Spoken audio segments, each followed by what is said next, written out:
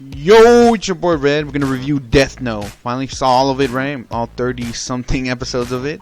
And what is this show, right? Well, I saw it back in high school, back in mid 2000s. I forget the date. It's a show about a boy who gets a Death Note, which is basically a tool used to kill humans. A tool used by Shimigamis, the gods of death, in order to kill humans without actually physically killing them. You write their name in a notebook while picturing their face, and boom, they're dead. So you gotta know how they look, their face, and their name. That's the only way you can kill them. That's pretty cool, right? At the time, it was fucking awesome. There's rules though to it. The Shimigami in this anime wrote down the rules in the book. They go through most of the rules in the show, though. In the cutscenes and the loading screens, whatever you want to call them, midpoint of the shows, they give you some other rules that they never talk about in the show. Alright, basically, if you use this Death Note, you can never go to heaven nor hell, though. So what does that mean? Where do you go? Who knows? They never talk about that. The way Shimigamis work is whenever they write a person's name in the Death Note and their timeline, which is, by the way, Shimigamis can see people's lifespans on their head. Everything, well, say they killed them and they still were supposed to live 40 more years. Well, that extra 40 years gets transferred to the Shimigami. That's how they live longer. That's how they extend their life. But humans can't do that with the Death Note. So, and other rules such as that, right? The only way to kill Shimigami, you find out in the show, is basically love. I'll let the show explain that more. Two Death Notes in the same world are uncommon. Shimigamis can carry two. They either get it by getting one from a dead Shimigami, or the Shimigami King gives them one. I don't know, it wasn't that clear.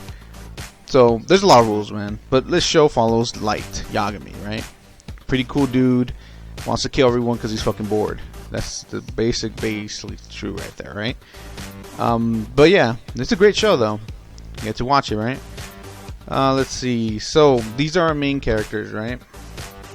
Or the characters I really care about, or whatever. So like I said, the middle one, Light Yagami, is our main protagonist. He's the one that picks up the book. Hence, the book is his until he dies, or whatever. He passes the book along to someone else. He's I didn't like him actually. When I was younger, I remember liking him as the main character, but I'm like, dude, you're a fucking asshole. Seriously. I don't know if it's because I'm older and I see that, man, this kid is fucking stupid or something. I don't know. But I used to like him, now I don't. Now I actually like L, who is I guess you could either say the antagonist or protagonist, whoever you're rooting for. In my case, I was rooting for L.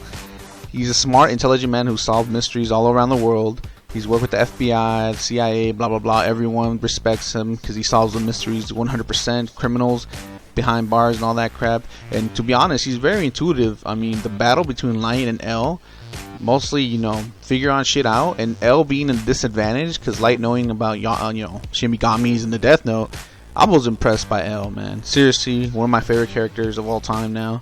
Watching this over, fuck Light. Anyways, Misa, whatever. She was a cool character. Though I felt her really underused. She was basically just a tool used by Light. She also has a Death Note. We find that out.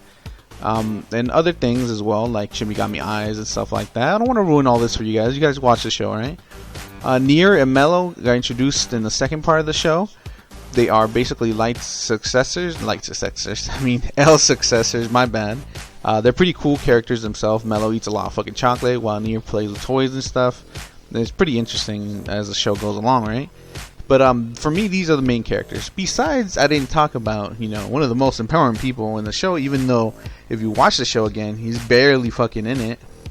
Seriously, I remember him being more in the show. I don't know. I watched it and I was like, man.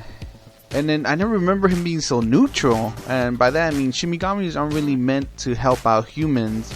But Ryuk here is very neutral. About all the Shimigami we see in the show, he's the most neutral guy. He's the main reason this is happening because, Light, he is bored in his world.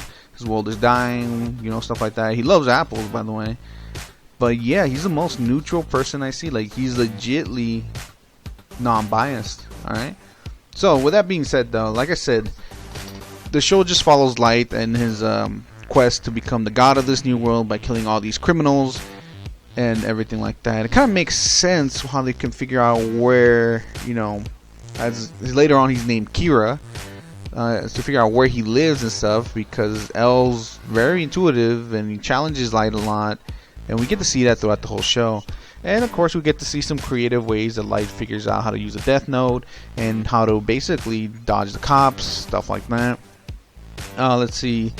There's some rules that were interesting that could have worked in the show a lot. If you misspell the name of a person 4 times, they cannot be killed by a Death Note. It doesn't say that Death Note or multiple Death Notes, and no other one, and the owner dies apparently. So that's some crazy rules. Only 6 Death Notes can be active in the human world, so if there's others, they are not activated until one of the other ones has become inactive. So that's cool. There cannot be that many. But yeah, I mean, like I said, this is an interesting show. The rules are pretty interesting, especially if you get to see them, and then they'll talk about them. But whatever. Yeah, I mean, with that being said, though, it was still a pretty good show. Now, I'm gonna give it an 8 out of 10. All right.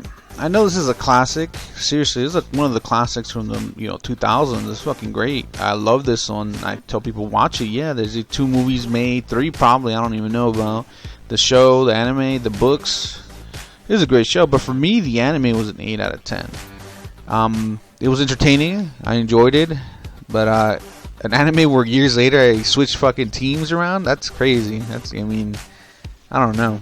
Sometimes I was like, damn, these guys, they just accuse Light like crazy, and there's no reasoning behind it. So I was like, I think they were just trying to get it going or something, make it more entertaining. But it's kind of annoying for me sometimes. Like, oh my god, of all the people in Japan, you suspect this guy 100%. Whatever. Anyways, that's my score. Thanks for watching. Hit that like, hit that sub, and hopefully you guys like that show. Bye.